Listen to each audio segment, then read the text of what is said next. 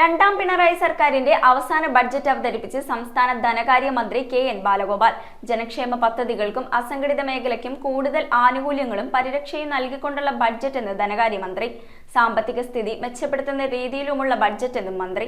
Budget അവതരണത്തിനിടെ കേന്ദ്ര സർക്കാരിനെ വിമർശിച്ചും ശമ്പള പരിഷ്കരണം പ്രഖ്യാപിച്ചും ധനകാര്യമന്ത്രി കെ.എൻ. ബാലഗോപാൽ DA/DR കുടിശ്ശിക പൂർണ്ണമായും നൽകും. വിഴിഞ്ഞം തുറമുഖ വികസനത്തിന് 1000 കോടി രൂപയും MC റോഡ് വികസനത്തിന് 5917 കോടി രൂപയും ബഡ്ജറ്റിൽ വകയിരുത്തിയിട്ടുണ്ട്. സംസ്ഥാനത്തിന്റെ പുതിയ IT നയം ഉടൻ പ്രഖ്യാപിക്കും. ഡിഗ്രി തലം വരെ സൗജന്യ വിദ്യാഭ്യാസം എന്ന വലിയ പ്രഖ്യാപനവും ബഡ്ജറ്റിലുണ്ട്. വയോജന ക്ഷേമത്തിന് എൽഡർലി ബഡ്ജറ്റും പ്രഖ്യാപിച്ചു. ക്ഷേമ പെൻഷൻ വിതരണത്തിന് 1,45,000 കോടി രൂപയും ആശാ അംഗനവാടി ജീവനക്കാരുടെ പ്രതിമാസ വരുമാനത്തിൽ 1000 രൂപയുടെ വർധനയും ബഡ്ജറ്റിൽ പ്രഖ്യാപിച്ചു.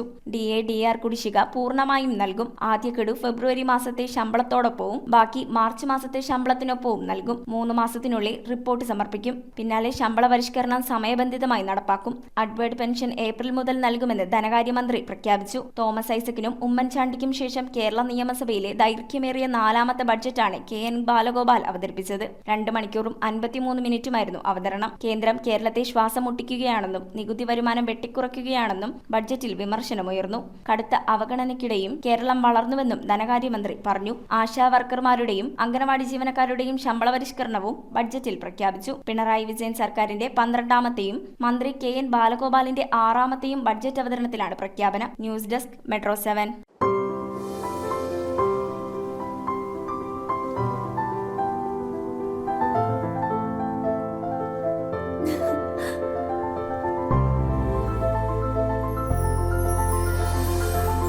കളങ്കമില്ലാത്ത സൗഹൃദം പോലെ കലർപ്പില്ലാത്ത വിശ്വാസം.